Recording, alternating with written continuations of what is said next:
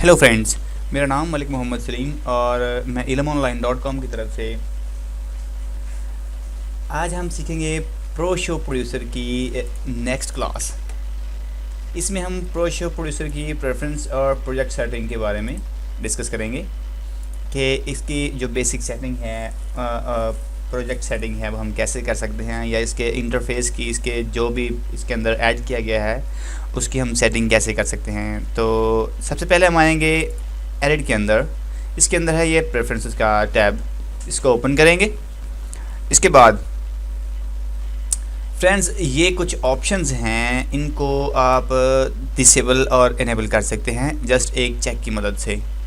तो बेसिकली तो ये कोई ज़्यादा ज़रूरी नहीं है इसको करना, लेकिन चूंकि हमने कोर्स शुरू किया हुआ है इसलिए ये ज़रूरी है। ठीक है, ये टेक्सचर टूल बार्स, ठीक है, ये आप यहाँ देखिए एक हल्का सा शेड जो है अपेयर होगा इसको चेक लगाने से। ये देखिए दोस्तों, ठीक है, ये है इसके इंटरफेस की सेटिंग। ठीक है, ये इसकी कलर सेटिंग है, जो इंटरफेस में कलर इस्तेमाल किए गए हैं, इसके जो मेन व्यू है इसका जो, तो उसके अंदर ये सारे कलर यूज़ किए गए हैं। ठीक है, ये विंडोज़ बैकग्राउंड का कलर, इसको हम सेट कर सकते हैं, चेंज कर सकते हैं। कैसे कर सकते हैं, यहाँ पे सेट कलर का ये बटन बना हुआ है, इस पर क्लिक करेंगे तो ये हमें जो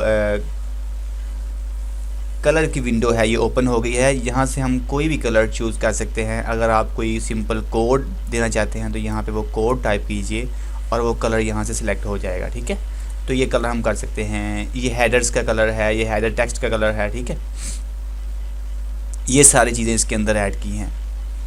ये बैकग्राउंड, लिस्ट बैकग्राउंड, ये लिंक, जो मतलब जितने भी इसके अंदर कुछ डायलॉग बॉक्स बनाए गए हैं प्रो शो प्रोड्यूसर के अंदर, ठीक है, जितने भी इसके अंदर मेन्यूज़ हैं या टेक्स्ट हैं, उन सब को यहाँ से हम उनके कलर चेंज कर सकते हैं।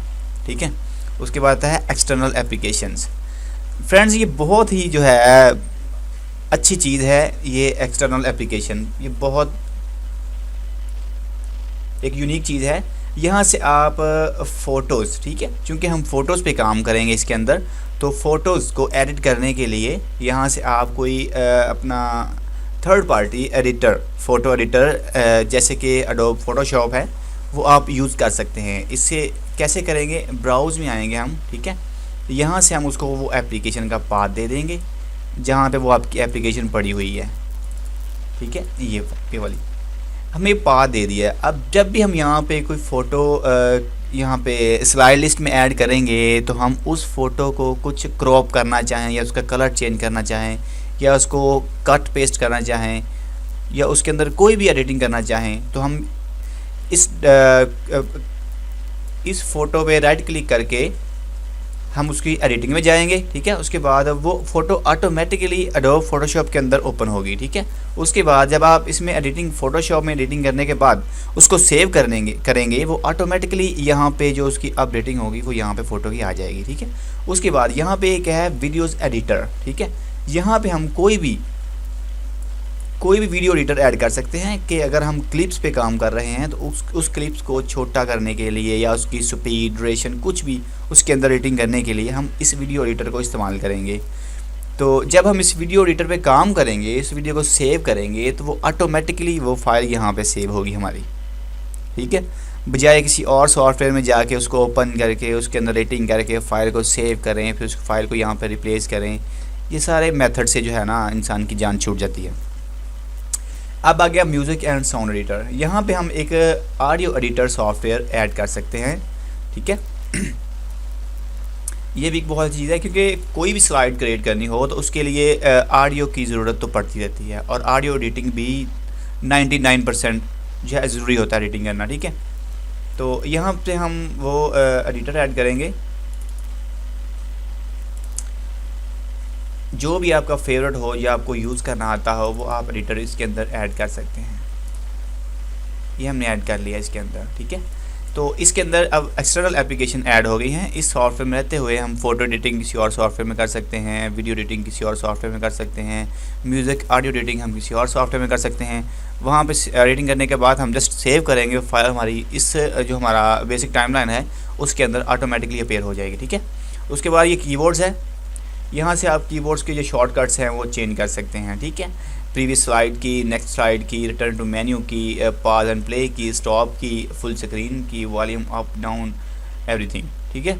यहाँ से आप उसकी जो हैं कीज़, शॉर्ट कीज़ जो कीबोर्ड्स की मदद से हम ऑपरेट करते हैं वो चेंज कर सकते हैं, ठीक है। अगर आपने कोई मिस्टेक कर दी है या आप उसको आपको वो लाइक नहीं है या किसी और सॉफ्टवेयर के साथ भी वो की अटैच है, आप वो की प्रेस करते हैं वो इसमें भी काम करती है और साथ में कोई और काम भी कर देती है, तो जस्ट आप रीस्टार्ट डिफ़ॉल्ट पे करेंगे, रीसेट डिफ़ॉल्ट पे करेंगे तो ये जो इसके अंदर डिफ़ॉल्ट इसके अंदर कीज़ ऐड की गई हैं, शॉर्ट कीज़, वो ऑटोमेटिकली एडजस्ट हो जाएंगी, ठीक है। उसके बाद आ गई इंटरनेट सेटिंग। यहाँ पे इंटरनेट सेटिंग पे अपना ईमेल ले सकते हैं अपलोडिंग के लिए, कोई फाइल आप इसमें कंप्लीट करते हैं तो आप कैसे वो इंटरनेट के ज़रिए उसको साथ कनेक्ट कर सकते हैं, ठीक है। यहाँ पे आप अपना ब्राउज़र सेट कर सकते हैं कि आप जो आपका फेवरेट ब्राउज़र है वो आप ऐड कर सकते हैं कि जब भी आप इसमें कुछ ऑनलाइन कुछ काम करना चाहेंगे तो वो ऑटोमेटिकली उसी ब्राउज़र में ओपन होगी, ठीक है जी।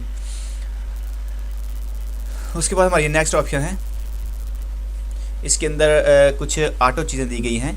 ये अपडेटिंग के बारे में दिया गया है कि इसकी अपडेटिंग कितने दिन के बाद ये अपनी अपडेटिंग के बारे में बताए। ये प्रोशो प्रोड्यूसर जो है कि इसका जो मेन सर्वर है वहाँ पे इसकी कुछ अपडेटिंग आई है, तो ये 2 मंथ 60 डेज़ के बाद जो आपको अपडेटिंग की वार्निंग देगा कि अपडेटिंग कुछ चीज़ आई है, करनी है या नहीं करनी है, जो मतलब मेथड उनका है, ठीक है। उसके बाद ये ऑटो सेव है, हम काम कर रहे हैं, हमारा काम है फॉर एग्ज़ाम्पल 2 घंटे का, ठीक है। तो 2 घंटे में जैसे पाकिस्तान में तो एक इशू है कि लाइट आ रही है जा रही है, बहुत से काम जो हैं वो ख़राब हो जाते हैं या मिसप्लेस हो जाते हैं या हम सेव नहीं कर पाते, वो हमारी मेहनत ज़ाया हो जाती है, ठीक है। तो यहाँ पे हम क्या करेंगे, ये सेकंड्स के हिसाब से है, ठीक है। आपको जितने मर्ज़ी सेकंड्स का यहाँ पे ऑटो सेव लगा सकते हैं, जब जो ही उतने सेकंड्स आपको वर्क करते हुए होंगे वो जो आपका जो बैकअप है वो ऑटो सेव होता रहेगा, ठीक है। ये बैकअप की उन्होंने दी गई हैं लिमिट दी गई है कि कौन से वर्जन तक आपका बैकअप जो है वो यूज़ हो सकता है, ठीक है। उसके बाद फेवरेट्स एंड रिसेंटली ओपनेड, ठीक है। उसके बाद जो आप वर्क करते हैं उसके बाद वो क्लोज़ कर देते हैं, तो नेक्स्ट टाइम जब आप वर्क करना चाहते हैं तो जब ये प्रोशो प्रोड्यूसर ऑन होगा, आप ये जो आपके पास रिसेंटली वर्क किया गया है आपका वो उसकी लिस्ट अपेयर हो कि ना हो, ये वो चीज़ है, ठीक है। ये हमारा स्टार्टअप है, हाइड स्टार्टअप स्क्रीन। फ्रेंड्स, जो स्टार्टअप पे एक स्क्रीन अपेयर होती है छोटी सी एक फुटेज की शक्ल में, ठीक है, उसको बोलते हैं स्प्लैश स्क्रीन। तो ये तकरीबन हर सॉफ्टवेयर के अंदर ऐड होती है, ठीक है। तो सबसे पहले ये दिया गया, एक चेक दिया गया कि उसको आप हाइड करना चाहते हैं या नहीं करना चाहते हैं, ठीक है। तो मैंने चेक लगाया हुआ है, मेरे पास शो हो रही है, ठीक है। उसके बाद अगर आप कुछ स्टार्टअप का फ़ोल्डर देना चाहते हैं या कुछ फ़ोल्डर्स इसके अंदर ऐड करना चाहते हैं तो वो ऑटोमेटिकली इसके अंदर ऐड्स होंगे, ठीक है। उसके बाद ट्रांजैक्शन पिकर है, अगर आपके पास आपने जो आपके पास ट्रांजैक्शन है, के बाद ये है apply transaction with a single click. जब आप किसी भी ट्रांजैक्शन को अप्लाई करना चाहते हैं तो उस पर डबल क्लिक करते हैं, ठीक है। यहाँ से आप वो काम सिंगल क्लिक पे कर सकते हैं। इस पर आप चेक लगा दें तो जो ही आप ट्रांजैक्शन पे क्लिक करेंगे वो आपके अप्लाई हो जाएगी, ठीक है। तो उसके बाद ये प्लेबैक की ऑप्शंस आती है। प्लेबैक में ये आपके जो हैं 2 ऑप्शंस आ रही हैं ऊपर, ये आपके जो ग्राफिक कार्ड आपका यूज़ किया गया होगा या आपके सिस्टम के अंदर लगाया गया होगा, ये उसकी ऑप्शंस हैं, ठीक है। इनके बारे में डिस्कस नहीं कर सकते। उसके बाद ये वीडियो इंपोर्टिंग है, video importing away using direct show when possible. ये हमारा टारगेट साइज़ है, ठीक है।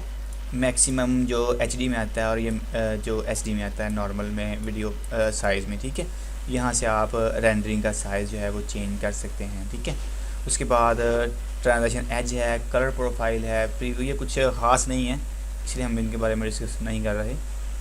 उसके बाद ये प्रोशो रिमोट ऐप्स के आता है, ठीक है।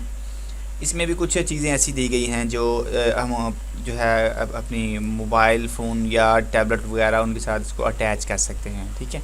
उसके बाद ये साउंड इफ़ेक्ट्स हैं, ठीक है। यहाँ से आप open dialogue, close dialogue, action, उनके आप साउंड यहाँ से एडजस्ट कर सकते हैं, ठीक है। यहाँ play open dialogue when minimised, ठीक है। यहाँ पे ये 2 ऐड किए गए हैं म्यूज़िक, मिनिमाइज और मैक्सिम, आई थिंक मिनिमाइज और क्लोज के, ठीक है। उसके बाद ये थंबनेल्स के ऑप्शन है, कि यहाँ पे जो आप ये फुटेज नज़र आ रही हैं, सॉरी ये वाली, ये किस साइज़ में आप यहाँ पे फुटेज देखना चाहते हैं। ठीक है, ये फुटेज मैंने ये डिफ़ॉल्ट जो साइज़ है वो 96x32 है, वही यूज़ हो रहा है, मेरे पास चल रहा है अभी इस टाइम। ठीक है, यहाँ से selective information is listed below E thumbnails. ठीक है, थंबनेल फाइल्स है उसका वो इन्फॉर्मेशन यहाँ पे देगा। ठीक है, फाइल नेम वहाँ पे वो अपेयर करेगा। तो फ्रेंड्स ये थी इसकी प्रेफरेंसेस के बारे में हम बात कर रहे थे आई थिंक। ठीक है, ये थी हमारी आज के सेटिंग के बारे में हमारा टॉपिक था जो हमने कंप्लीट किया।